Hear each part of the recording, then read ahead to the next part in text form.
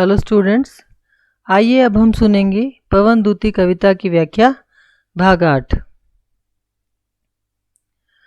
पिछले वीडियो में आपने सुना था कि राधा जो है वो वायु से कहती है कि वायु ने किस तरीके से अपनी क्रियाओं के माध्यम से कृष्ण को गोपियों और ब्रज के लोगों की याद दिलानी है कि जब कोई विरहिणी का चित्र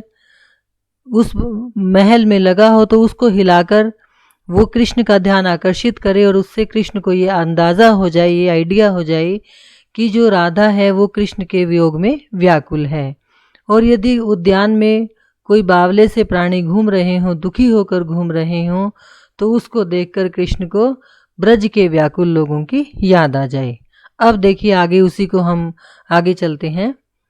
कोई प्यारा कुसुम कुम्भला भवन में जो पड़ा हो,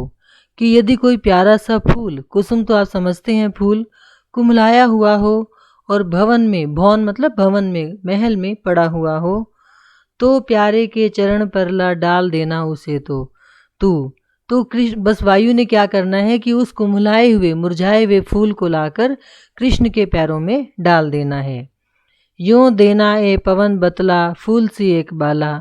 और इस प्रकार से क्या होगा कि हे वायु, तू कृष्ण को बता देना कि फूल जैसी एक बालिका, एक बाला, एक युवती कह लीजिए आप, म्लान हो कमल पग को चूमना चाहती है, कि तुम्हारे वियोग में, म्लान मतलब दुखी है या व्याकुल है, और वो बार बार तुम्हारे कमल जैसे चरणों को स्पर्श करना चाहती है। कि जब तू कुम्हलाए हुए फूल को लाएगी और वो कृष्ण के पैरों में तू डाल देगी, तो उससे कृष्ण समझ जाएंगे कि एक फूल से एक लड़की है, यानी युवती है या राधा है, जो कि कुम्हलाई हुई है, मुरझाई हुई है कृष्ण के वियोग में, और वो कृष्ण के कमल जैसे चरणों को स्पर्श करना चाहती है। जो प्यारे मंजू उपवन या वाटिका में खड़े हों, कि हो सकता है कृष्ण किसी सुंदर बाग बगीचे में या छोटे मतलब उद्यान में खड़े हों। छिद्रों में जा क्वनित करना वेणु लो कीचकों को। तो फिर उसने क्या करना है पवन ने, देखिए, छिद्रों में मतलब छेदों में जाकर क्वनित करना मतलब ध्वनित कर देना, सुर उत्पन्न कर देना। वेणु लो मतलब बांसुरी के जैसा, और कीचकों मतलब बांस। अब देखिए कि यदि कृष्ण किसी बगीचे में खड़े हों और वहाँ बांस के पौधे लगे हुए हों, बांस के पेड़ लगे हुए हों, तो उस बांस के छिद्रों में जाकर तू ऐसी ध्वनि उत्पन्न करना जैसी कि ध्वनि बांसुरी से उत्पन्न होती है। बांसुरी तो आपको पता है कृष्ण बजाते थे और उससे धुन निकलती थी। तो पवन ने क्या करना है कि बांस के छिद्रों में प्रवेश करके ऐसे ध्वनित करना है कि जैसे वहाँ बांसुरी बज रही हो। यूं होवेगी सूरती उनको सर्व गोपांगना की। और इस प्रकार से उनको सारी गोपियों की स्मृति आ जाएगी, जो वंशी के श्रवण हित हैं दीर्घ उत्कंठा होती। वो गोपियाँ जो उनकी बांसुरी के वशीभूत होकर उनकी बांसुरी को सुनने के लिए वो व्याकुल होकर दौड़ पड़ती थी, और जिनको अपनी सुध बुद्ध भूल जाती थी, कि तू बांस के छिद्रों में प्रवेश करके ऐसी ध्वनि उत्पन्न करना कि बांसुरी जैसी धुन उत्पन्न हो जाए, और कृष्ण को उन गोपियों की याद आ जाए जो गोपियाँ वंशी के वश में होकर वंशी को बांसुरी को सुनने के लिए व्याकुल रहती थी। लाके फूले कमल दल को श्याम के सामने ही, थोड़ा थोड़ा विपुल जल में व्यग्र हो डुबाना। या फिर तू क्या करना कि कृष्ण की आंखों के सामने ही क्या करना, कमल के फूल को लाकर बार बार थोड़ा थोड़ा विपुल जल में, कि वो जो जल होगा, जो नदी होगी, जो हाँ जो भी जल होगा, उसमें व्याकुल होकर उसको डुबा देना। यूं देना तू भगनी जतला एक अम्बोज नेत्रा। और इस प्रकार से भगनी मतलब बहन, राधा वायु से कह रही है कि हे बहन, तू उसको जता देना कि एक अम्बोज नेत्रा मतलब कमल से नेत्रों वाली, अर्थात राधा आँखों को विरह विधुरा बारी में बरती है, कि विरह से व्याकुल होकर एक कमल से नेत्रों वाली लड़की अपनी आँखों को बार बार वारी में बरती मतलब पानी में डुबोती है, अर्थात उसके कमल से नेत्र हमेशा आंसुओं से भरे रहते हैं। फिर से देखो कि यदि कृष्ण किसी बगीचे में है, वहाँ कोई तालाब है, कोई जल है, कुछ भी है, तो वहाँ पर कमल के फूल को लेना और उसको जल में धीरे धीरे व्याकुल होकर डुबाना। उससे वो जो कमल का फूल जब बार बार पानी में डूबेगा तो उससे हे बहन तू कृष्ण को ये जतला देना, या कृष्ण समझ जाएंगे कि एक कमल से नेत्रों वाली नायिका अर्थात राधा अपनी आँखों को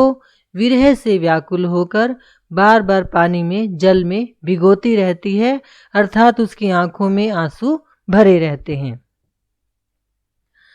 धीरे लाना वहन करके नीप का पुष्प कोई, मतलब या फिर आसपास कोई पेड़ हो, नीप मतलब पेड़ का कोई फूल ले आना और प्यारे के कमल दृग के सामने डाल देना, और कृष्ण के आँखों के सामने कमल से नेत्रों के सामने डाल देना।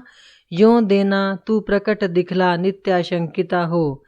कैसे होती विरह वश में नित्य रोमांचिता हूँ। और इस प्रकार से तू प्रकट कर देना कि मैं हर रोज़ कितनी आशंकित रहती हूँ, दुखी रहती हूँ, और उनके विरह के वश में होकर मैं हमेशा रोमांचित रहती हूँ, दुखी रहती हूँ। बैठे नीचे जिस विटप के श्याम हो तू उसी का, या फिर किसी जिस पेड़ के नीचे कृष्ण बैठे हुए हों उसी पेड़ का कोई पत्ता निकट उनके नेत्र के ले हिलाना, कि कोई किसी पत्ते को उनकी आंखों के सामने ले आना और उसको हिलाने लगना।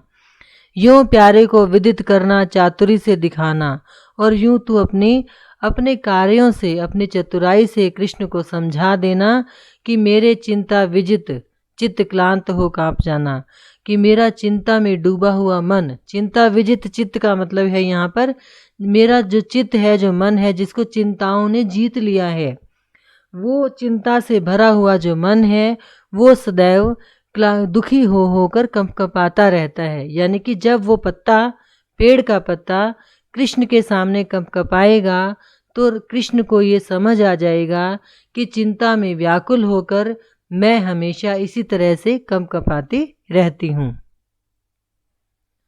सूखी जाती मलिन लतिका जो धार में पड़ी हो, या फिर कोई सूखी हुई मलिन सी कमज़ोर सी कोई लता रास्ते में पड़ी हुई हो तो तू पाँवों निकट उसको शाम के ला गिराना, तो तू क्या करना, उसको उड़ाकर ले आना और कृष्ण के पैरों के नज़दीक लाकर गिरा देना। कि कोई बेल यदि रास्ते में सूखी हुई पड़ी हो तो तू उसको